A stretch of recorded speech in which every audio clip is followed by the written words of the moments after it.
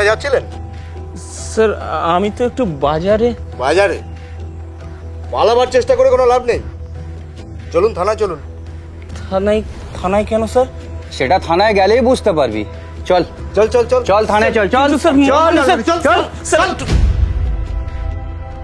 চারপাশে যে দেখো মানুষের লাশ, আধারেরা চুপি সারে করে ফিসফাস।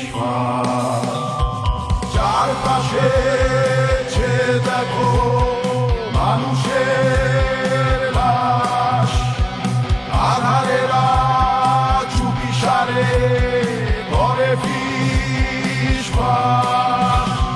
মৃত্যু মৃত্যু মৃত্যু মৃত্যু মৃত্যু শুধুই খেলে লুকোচুরি খেলা, প্রেম প্রীতি ভালোবাসা অন্তর জ্বালা। মৃত্যু শুধুই খেলে লুকোচুরি খেলা, প্রেম প্রীতি ভালোবাসা অন্তর জ্বালা। চলছে পুড়ছে জনতা জাগছে, চলছে পুড়ছে জনতা জাগছে।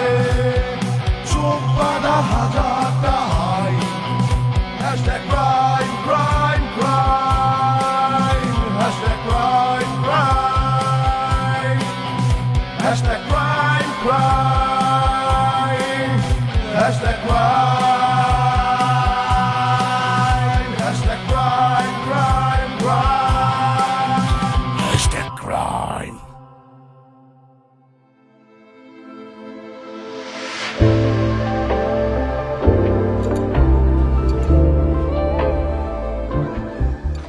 এক বছরের ওপর হয়ে গেল আমাদের বিয়ে হয়েছে, তার মধ্যে তোমায় কতদিন কাছে পেলাম তুমিই বলো। আমার ভালো লাগে না তোমায় ছেড়ে এখানে একা একা থাকতে। দেখো সেটা আমিও বুঝি, কিন্তু কি করব বলো তো, রোজগারের জন্য আমাকে বাড়ির বাইরে শহরে কাজ করতে হয়। কাজ ছেড়ে চলে আসলে সংসার চলবে কি করে? তাহলে আমাকেও তোমার সঙ্গে নিয়ে চলো। যাব, আমাকে একটু সময় দাও। আর কত সময়?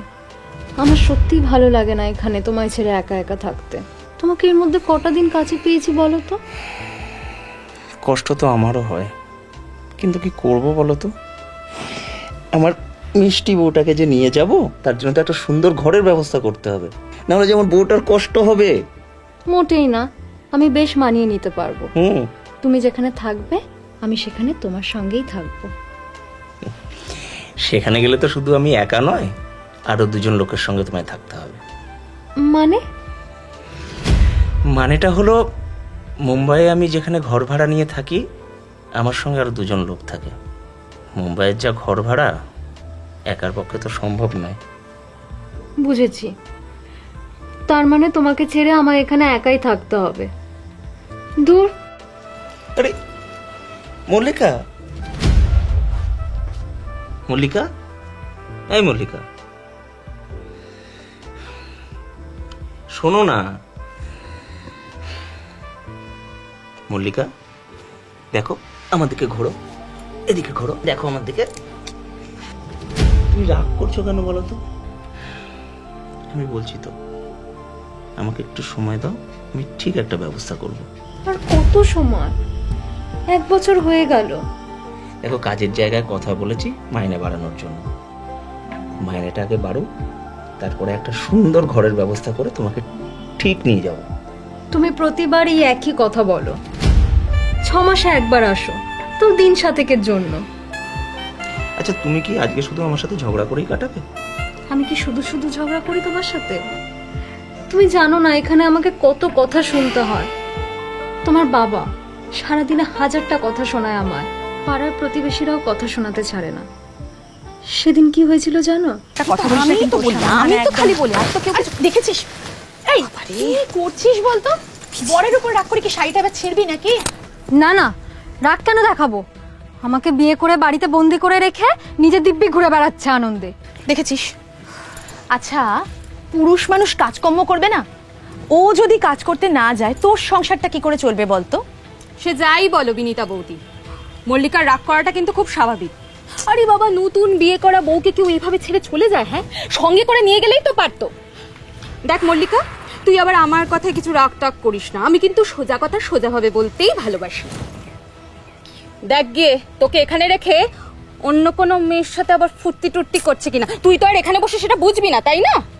নিশ্চয়ই নিশ্চয়ই কোনো গড়বড় আছে। এই কমলা, কি উল্টোপাল্টা কথা বলছিস? আমি কোনো উল্টোপাল্টা কথা বলছি না, আমি শুধুমাত্র চোখটা খুলিয়ে দিতে চাইছি।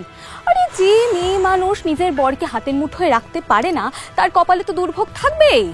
আরে যে মেয়ে মানুষের সংসার ভেঙেছে একমাত্র সেই এটা বোঝে। আচ্ছা ঠিক আছে ঠিক আছে, তোকে আর এত কথা বলতে হবে, তুই এবার চুপ করতে একটু। আমাকেই তো চুপ করাবে, বাকি সবাইকে চুপ করাতে পারবে? হ্যাঁ, বিয়ের পর বর বউ একসঙ্গে থাকে না।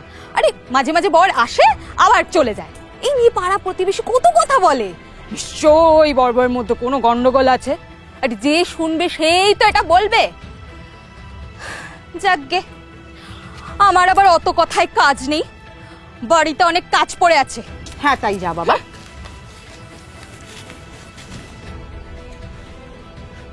তুই না ওর কথা একদম কান দিস না তো, ওর মনটাই ওরকম পেঁচালো। ওদের আর কি দোষ? ওরা যা দেখছে সেটা নিয়ে যা ভাবছে তাই তো বলছে। শোন, তোকে একটা কথা বলি, তুই এত চিন্তা করিস না। আমার কথা শোন, রতনকে একটু সময় দে, ও ঠিক তোকে নিয়ে যাবে, দেখিস। হ্যাঁ, আমার মরণের পরে। আরে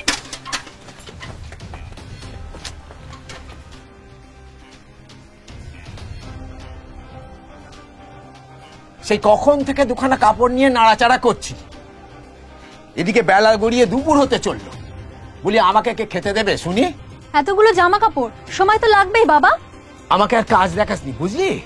এতক্ষণ ধরে যে আমাদের নামে নিন্দে করছিলি সে কথা আমার জানতে বাকি নেই। নিজের বাড়ি সম্পর্কে নিন্দা করতে যাব কেন?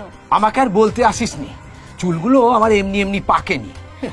ছেলে এমন বউ ঘরে আনলো যে বেলা দুপুর পর্যন্ত দুটো ভাতের অপেক্ষায় হা পিত্তেস করে বসে থাকতে হয়। আমি তো নিজের কাজই করছিলাম বাবা, আমি নিজের কাজই করছিলাম।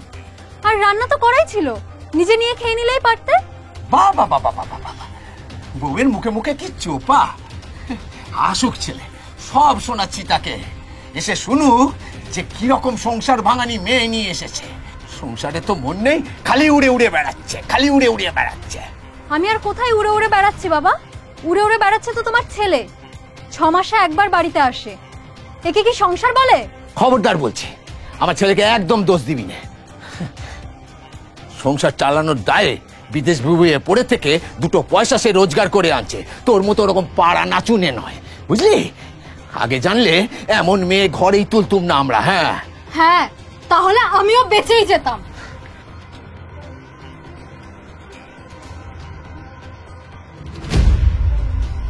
আর কত সহ্য করবো বলো তো? আর কত? আসলে বাবার বয়স হয়েছে তো, সেই জন্য একটু খিটখিটে হয়ে গেছে। এভাবে সংসার করতে আমার একদম ভালো লাগছে না, তুমি বিশ্বাস করো। তোমাকে ছেড়ে এখানে একা একা আমি যে কিভাবে থাকি, নিজের মনের কষ্টগুলো যে কিভাবে নিজের মধ্যে চেপে রাখি, সেটা শুধুমাত্র আমিই জানি। মল্লিকা, এদো না। দেখো, আমি সব বুঝতে পারছি, কিন্তু কি করব বলো তো? আমার যদি কোনো উপায় থাকতো। আমি কিচ্ছু বুঝতে চাই না। তুমি আমাকে আমার বাপের বাড়ি রেখে এসো, আমি সেখানেই থাকবো। দেখো মল্লিকা, এরকম করলে হয়? তুমি তো আমাকে কত ভালোবাসো, একটু বোঝো আমায়। আমি কিচ্ছু বুঝতে চাই না। হয় আমাকে তোমার সাথে নিয়ে চলো, আর না হলে তুমি কাজ ছেড়ে এখানে চলে এসো। ব্যাস, এটাই আমার শেষ কথা। মল্লিকা,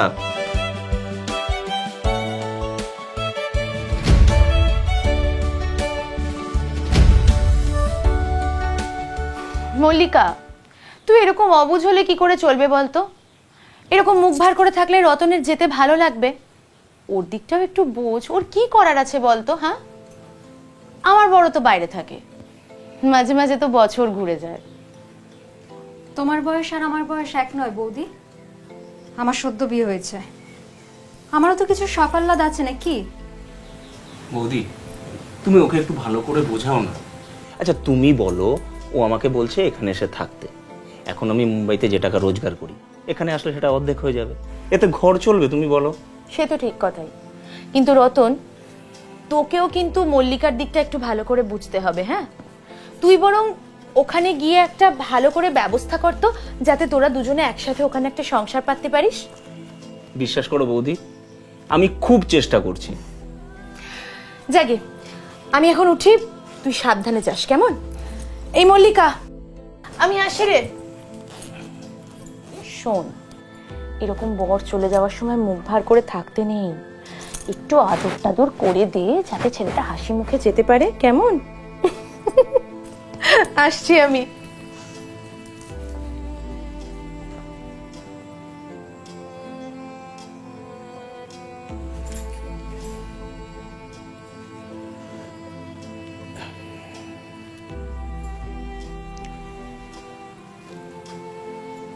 প্লিজ রাগ করে থেকো না, দেখো আমার দিকে, ধরো, আমার উপরে ভরসা রাখো, আমি ঠিক কোনো না কোনো ব্যবস্থা করব, সত্যি বলছি। তোমার ভরসাতেই তো আছি। সময় মতো খাওয়া দাওয়া করো, পৌঁছে একটা ফোন করো।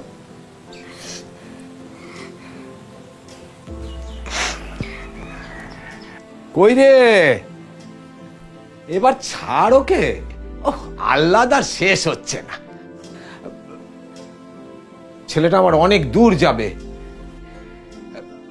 বাবা রতন, ট্রেনের সময় তো হয়ে গেল, যে নে এবার বেরিয়ে পড়, বেরিয়ে পড়।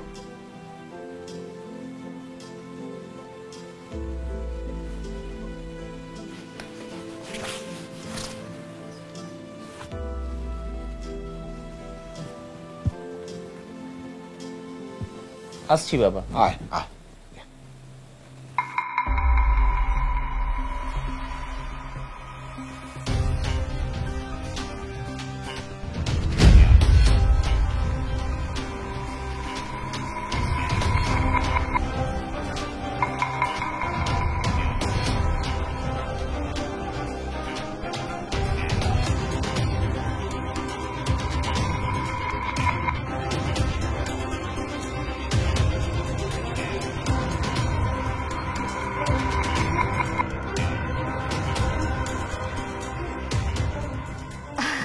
আরে কি রে মল্লিকা, তোর বর আবার চলে গেল? হ্যাঁ গো। আরে বেচারি, তোকে দেখলে না আমার ভীষণ কষ্ট হয় জানিস তো। কমলা দিদি, আমার এখন অনেক কাজ আছে, আসছি।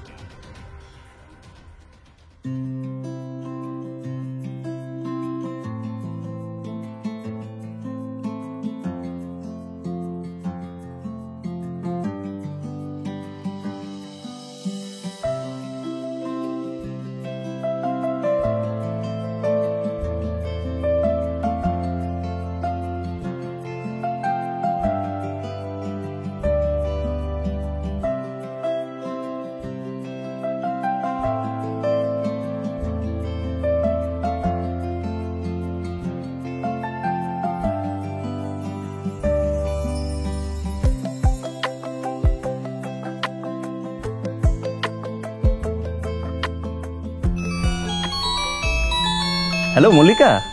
হ্যাঁ বলো। আর 2 সপ্তাহের মধ্যে তুমি আমার কাছে আসছো, আমি সব ব্যবস্থা করে ফেলেছি। সত্যি সত্যি তুমি ঘরে ব্যবস্থা করে ফেলেছো? হ্যাঁ, কিন্তু একটা সমস্যা আছে, মানে আমি সামনে ছুটি পাবো না। তাহলে তাহলে কি করে যাব তোমার ওখানে? আরে আমি একটা ব্যবস্থা করেছি, আমার একটা বন্ধু আছে গোবেশ, আমার সাথে এখানেই কাজ করে, আমাদের পাশের গ্রামে বাড়ি। ও এখন ছুটিতে বাড়িতে আছে, আমার সাথে ফোনে কথা হয়েছে। হ্যাঁ, ও 2 দিন বাদে মুম্বাইতে ফিরবে, তুমি ওর সাথে চলে এসো। কিন্তু ও তো তোমার বন্ধু, আমি তো ওকে চিনি না, এতটা রাস্তা অচেনা একজনের সাথে।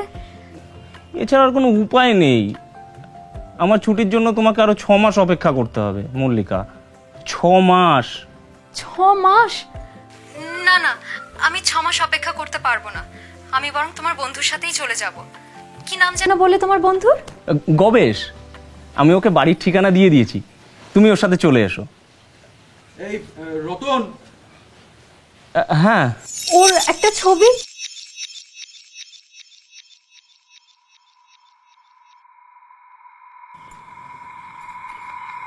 আবার পাড়া নাচতে বেরিয়ে পড়লে? এবার আর পাড়া নাচতে বেরোবো না, এবার যাব মুম্বাই নাচতে। তোমার ছেলে সব ব্যবস্থা করে ফেলেছে ওখানে আমাকে নিয়ে যাওয়ার।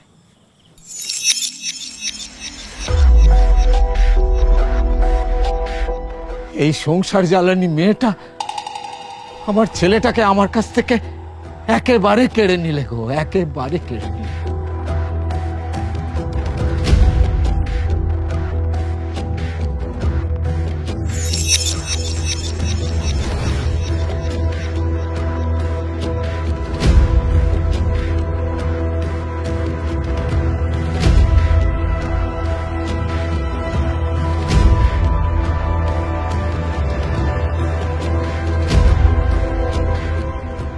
এতদিনে মল্লিকার মনের স্বাদ পূর্ণ হতে চলেছিল, তাই সে খুব খুশি ছিল, যেটা তার চোখ মুখ দেখে স্পষ্ট বোঝা যাচ্ছিল। আর অন্যদিকে রতনও খুব খুশি ছিল, তার কারণ সে তার বউয়ের ইচ্ছা পূরণ করতে পেরেছে। না না বৌদি, আপনি কোনো চিন্তা করবেন না। রতন আমার অনেক দিনের বন্ধু, অনেক দিন হলো একসঙ্গে কাজও করছি। তো ও আমাকে ফোন করে বলল ও আসতে পারবে না, ও নাকি ছুটিই পাচ্ছে না। তাই আমি ভাবলাম আমি না হয় বৌদিকে সঙ্গে করে নিয়ে যাব। তা বাবা গবেশ, সেসব তো ঠিকই আছে, কিন্তু মুম্বাই তো কত দূর। মল্লিকা কোনোদিন একা একা কোনো শহরেই যায়নি, তাই বলছিলাম। আগে যাইনি তো কি হয়েছে, এখন যাব। না না কাকু, আপনি কোনো চিন্তা করবেন না, আমি বৌদিকে সাবধানে নিয়ে যাব।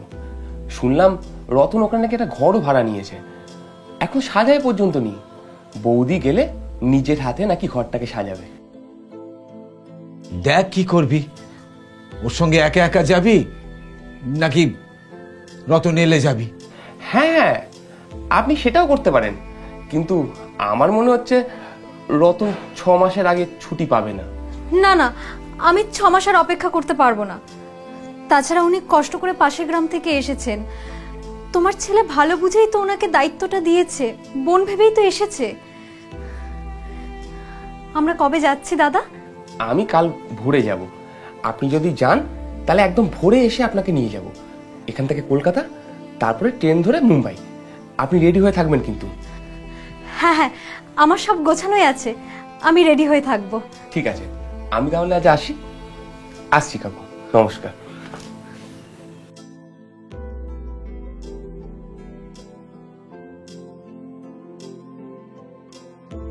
দেখ, যা ভালো বুঝিস কর, আমার যা মনে হলো তাই বললাম। এবার শোনা না শোনা তোর ব্যাপার। আমার তো বয়স হচ্ছে, আমার কথা আর কেউ পাত্তাই দেয় না। সব সময় শুভ কাজে বাধা।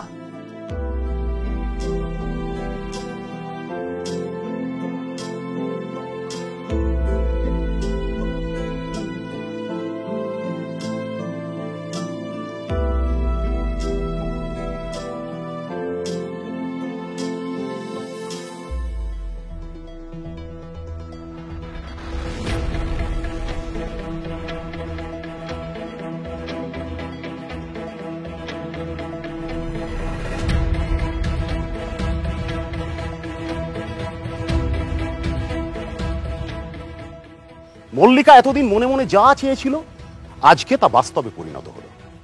অবশেষে এই গ্রামের বাড়ি ছেড়ে স্বামীর কাছে যাওয়ার উদ্দেশ্য নিয়ে বাড়ি থেকে বেরিয়ে পড়ল মল্লিকা।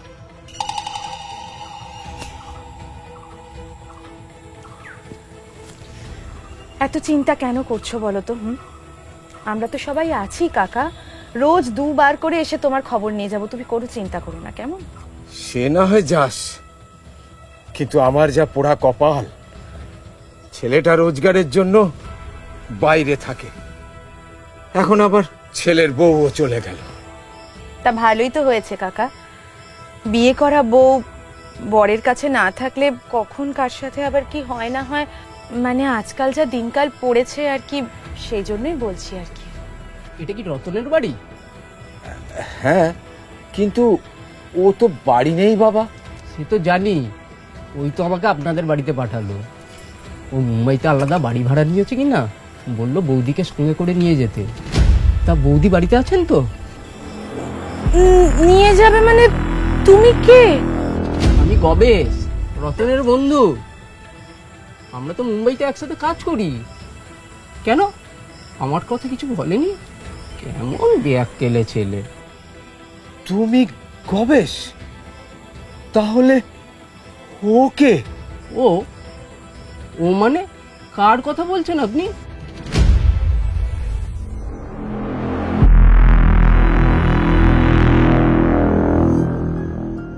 এই ব্যক্তিটি যদি আসল গবেষ হয়ে থাকে, তাহলে সেই ব্যক্তিটি কে, যার সঙ্গে মল্লিকা মুম্বাইয়ের উদ্দেশ্যে পাড়ি দিল?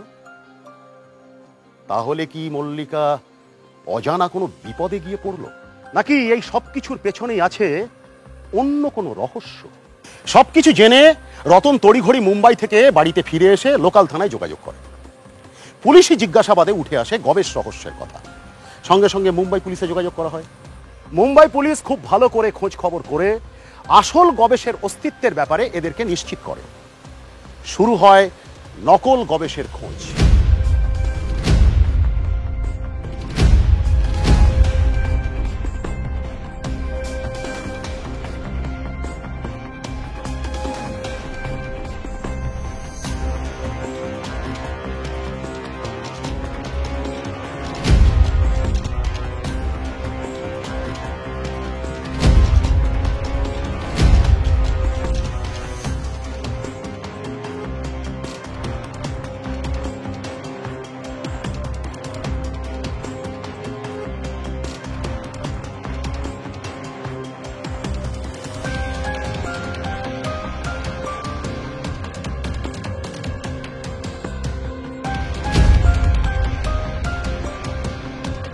আর এদিকে মল্লিকা তখন পাহাড়গঞ্জের রেড লাইট এরিয়ায় নরক যন্ত্রণা ভোগ করে চলেছে।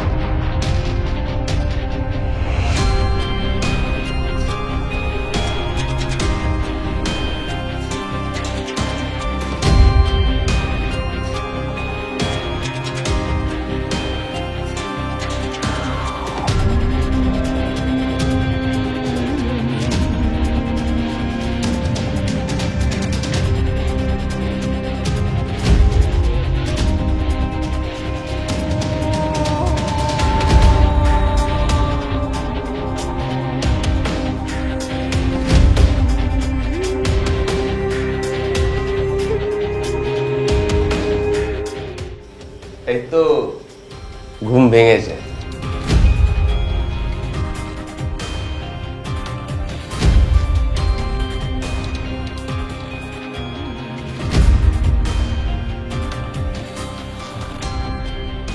এটা কোথায়? এটা কি মুম্বাই? ও কোথায়? এটা তোমার নতুন ঘর। এখানে অনেক বর, রোজ রোজ নিত্য নতুন বর। এসব কি বলছেন আপনি? আপনি আমাকে এটা কোথায় এনেছেন? ওকে ডেকে দিন, না হলে কিন্তু আমি এক্ষুনি এখান থেকে চলে যাব। নিজের ইচ্ছা এখান থেকে যাওয়া যায় না রে মেয়ে। মানে এটা কোথায়? এসব আপনি কি বলছেন? মানে চল আমি তোকে বুঝিয়ে বলছি, আয়। আরে বস না। কে আপনি? আপনি আমাকে এখানে নিয়ে এসেছেন কেন? আহা, তুই এত উতলা হচ্ছিস কেন? তুই যেখানে আছিস সেটাকে বলে সোনার খাঁচা। এখানে সব সুন্দর সুন্দর পাখিকে বন্দি করে রাখি। এই যে লালটু, ও এসে আমাকে বললো যে মাসি একটা সুন্দর পাখির খবর পেয়েছি, তাই আমি বললাম নিয়ে আয়। আপনি লালটু? আপনি গবেষ নন? আমি এক্ষুনি এখান থেকে চলে যাব। চুপ, একদম চুপ। আমি তো তোর বরকে চিনি পর্যন্ত না, শুধু জানলাম তোর মতন একটা পাখি বড্ড একা, তাই তো তোকে এখানে তুলে নিয়ে এলাম। আহা লালটু, প্রথম প্রথম এরকম সব পাখি ছটপট করে। খাঁচায় পাখি বন্দি হলে এরকম ছটপট করবে, এটাই তো স্বাভাবিক।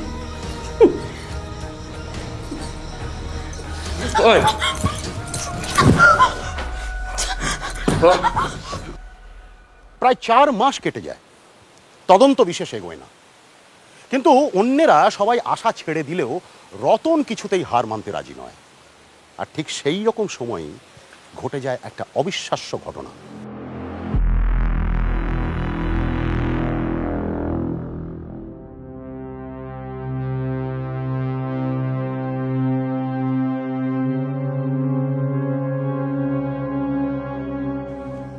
আর মন খারাপ করে বসে থাকিস নে বাবা রতন, 4 মাস তো হয়ে গেল। মল্লিকাকে বোধহয় আর পাওয়া যাবে না। আমার যে কি মতিভ্রম হয়েছিল, সেদিন যদি গবেষের ছবিটা মল্লিকাকে আমি হোয়াটসঅ্যাপ করে দিতাম, তাহলে তো এত কিছু ঘটতো না। মল্লিকা যাবার সময় যদি গবেষের সঙ্গে একবার ফোনে আমায় কথা বলাতো। তাহলেই ভাব, কেমন মেয়ে তোর বন্ধু, একটা অচেনা ছেলে বাড়িতে এলো, তার সঙ্গে ড্যাং ড্যাং করে চলে গেল। তুমি চুপ করো, তোমার এই চ্যাটাং চ্যাটাং কথার জন্য ওর বাড়িতে থাকতে ভালো লাগতো না, আর তাই তো আমার কাছে যাওয়ার জন্য বায়না করতো। ছেলের বউকে মেয়ে ভাবতে বিবেকে বাঁধে? কি রে রতন, বলছি মল্লিকার কোনো খোঁজ পাওয়া গেল?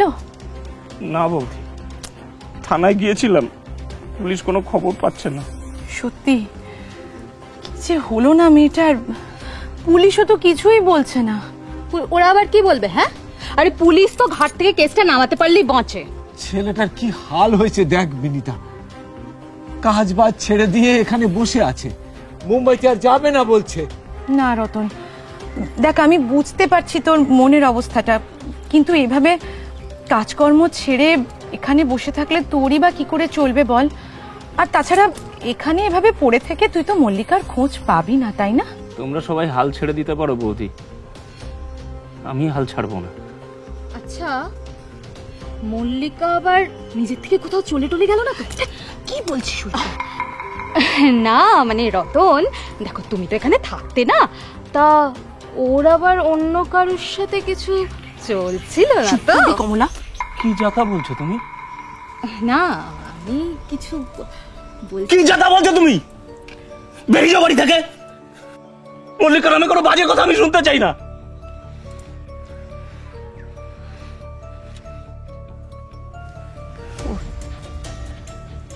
ও ঠিক ফিরে আসবে, তোমরা দেখো। আমি যে অপেক্ষা করে আছি হচ্ছে।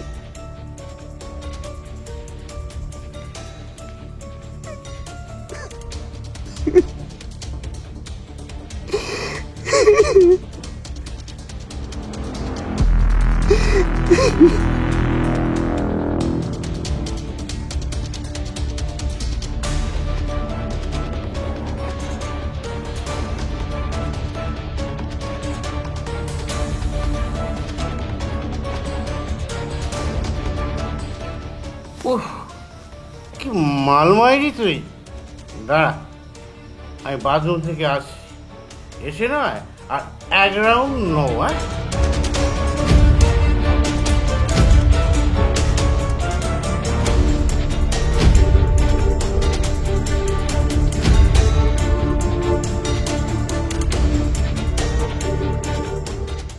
মল্লিকার বাবার কাছ থেকে খবর পেয়ে দিল্লি পুলিশের সাহায্যে মল্লিকাকে উদ্ধার করা হয়। তারপর শুরু হয় জিজ্ঞাসাবাদ। মল্লিকার সঙ্গে কথা বলে পুলিশ রতনকে ধরে, কিন্তু সেটা যে পুলিশের একটা চাল ছিল সেটা আসল অপরাধীরা বুঝতে পারে।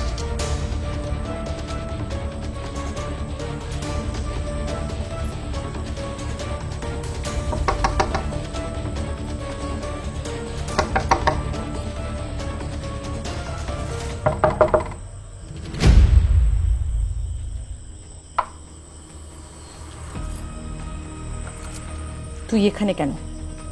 এভাবে হুটহাট করে এই বাড়িতে চলে আসার স্বভাবটা একটু ছাড় এবার। বল কি দরকার? তোকে না বলেছিলাম এখন হাওয়া গরম আছে, এভাবে হুটহাট করে এখানে চলে আসবি না। যদি কেউ দেখে ফেলতো কি হতো বলতো? আরে এত ভয় পাচ্ছ কেন তুমি? আসো আসো, বাইরে আসো, খবর আছে, আসো।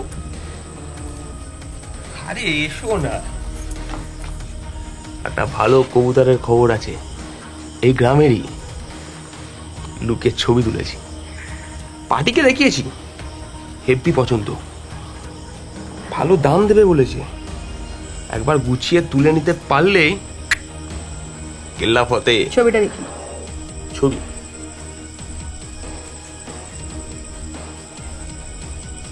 দেখো, একেবারে সুইট 16, মাখনের মতন ফিগার। দেখে তো শালা আমারই জিভ দিয়ে জল গড়াচ্ছে। আর জল পড়বে না, এবার মুখ দিয়ে রক্ত পড়বে। সত্যি মানতে হবে স্যার, বিনীতা দেবীর মতন অভিনেত্রী সিনেমার পর্দাতেও দেখা যায় না। সবটার মাস্টার মাইন্ড হয়ে কি সুন্দরভাবে ভালো মানুষের মতো মুখোশ পরে ঘুরে বেড়ায়। Master mind? এসব কি কি বলছেন আপনি? আমি তো কিছু জানি না। আমি আমি আমি আমি একে একে চিনি না। আমি একদম চুপ। আপনাকে চেনানো এবং বোঝানোর সমস্ত রকম ব্যবস্থা আমরা করছি। চলুন চলুন, থানায় চলুন।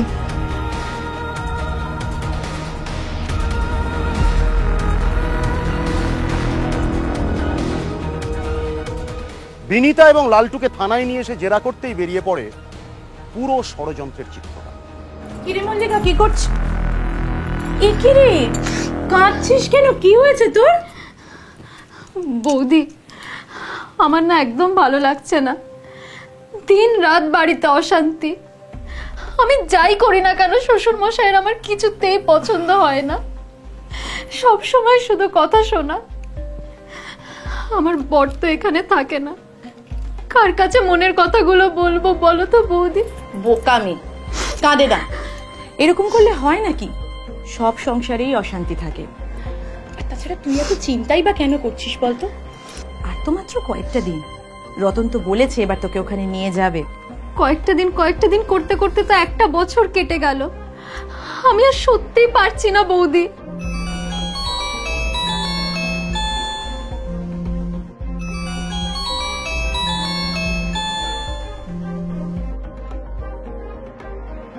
হ্যালো মল্লিকা। হ্যাঁ বলো। আর 2 সপ্তাহের মধ্যে তুমি আমার কাছে আসছো, আমি সব ব্যবস্থা করে ফেলেছি। সত্যি সত্যি তুমি ঘরের ব্যবস্থা করে ফেলেছো? হ্যাঁ, কিন্তু একটা সমস্যা আছে। মানে আমি সামনে ছুটি পাবো না। তাহলে তাহলে কি করে যাব তোমার ওখানে? আরে আমি একটা ব্যবস্থা করেছি। আমার একটা বন্ধু আছে গোবেশ, আমার সাথে এখানেই কাজ করে, আমাদের পাশের গ্রামে বাড়ি। ও এখন ছুটিতে বাড়িতে আছে, আমার সাথে ফোনে কথা হয়েছে। হ্যাঁ, ও 2 দিন বাদে মুম্বাইতে ফিরবে, তুমি ওর সাথে চলে এসো। কিন্তু ও তো তোমার বন্ধু, আমি তো ওকে চিনি না। এতটা রাস্তা অচেনা একজনের সাথে। এছাড়া আর কোনো উপায় নেই। আমার ছুটির জন্য তোমাকে আরো 6 মাস অপেক্ষা করতে হবে মল্লিকা। 6 মাস। 6 মাস? এই কি হয়েছে? ও বলছে ঘরের ব্যবস্থা করে ফেলেছে, কিন্তু 6 মাসের আগে কোনো ছুটি নেই। তাই ওর একটা বন্ধুকে পাঠাচ্ছে, ওর সাথে আমাকে যেতে বলছে। তো চলে যা। আরে বাবা, সেই বন্ধু তো রতনের সঙ্গে ওখানেই কাজ করে নাকি? রতন তো তাকে চেনে। না না, আমি 6 মাস অপেক্ষা করতে পারবো না। আমি বরং তোমার বন্ধুর সাথেই চলে যাব। কি নাম যেন বলে তোমার বন্ধুর? গবেশ। আমি ওকে বাড়ির ঠিকানা দিয়ে দিয়েছি, তুমি ওর সাথে চলে এসো। এই রতন, হ্যাঁ। ওর একটা ছবি।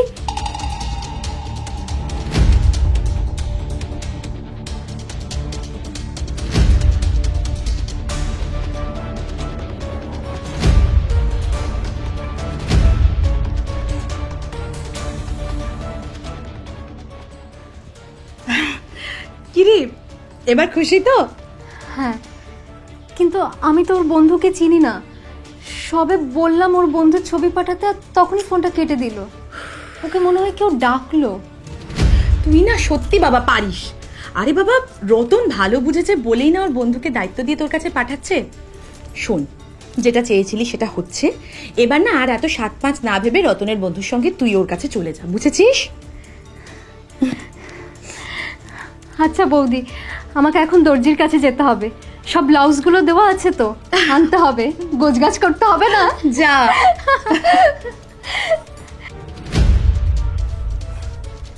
বৌদি, আমার জামা কাপড়গুলো একটু গুছিয়ে দেবে? হ্যাঁ হ্যাঁ, তুই যা, আমি গুছিয়ে রাখছি। যা।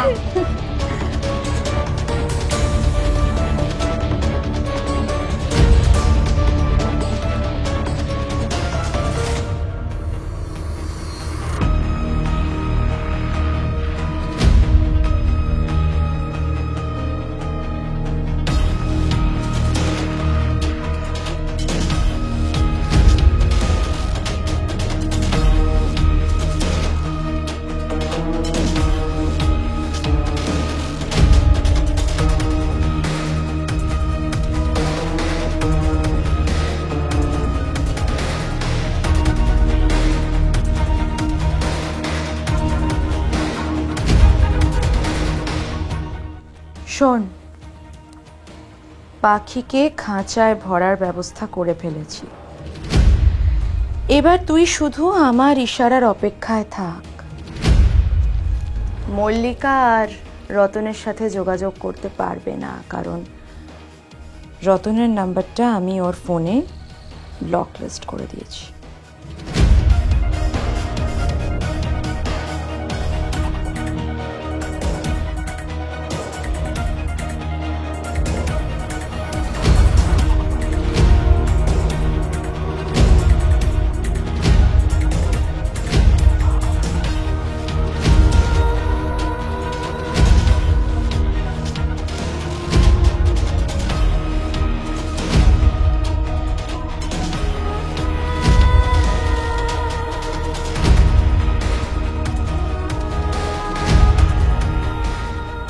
অবশেষে উদ্ধার হয় মল্লিকা। 4 মাস নিষিদ্ধ পল্লীতে কাটিয়ে আসার পরেও রতন কিন্তু তার স্ত্রীকে আগের মর্যাদাতেই গ্রহণ করে। বিনিতা, বিজলি এবং লালটু এখন জেলে। তবে এই ঘটনা আমাদের সতর্ক হতে শেখায় ভালো মানুষের মুখোশের আড়ালে থাকা স্বার্থান্বেষী মানুষদের থেকে। তাই চোখ কান খোলা রাখুন এবং সতর্ক থাকুন, আর দেখতে থাকুন #crime।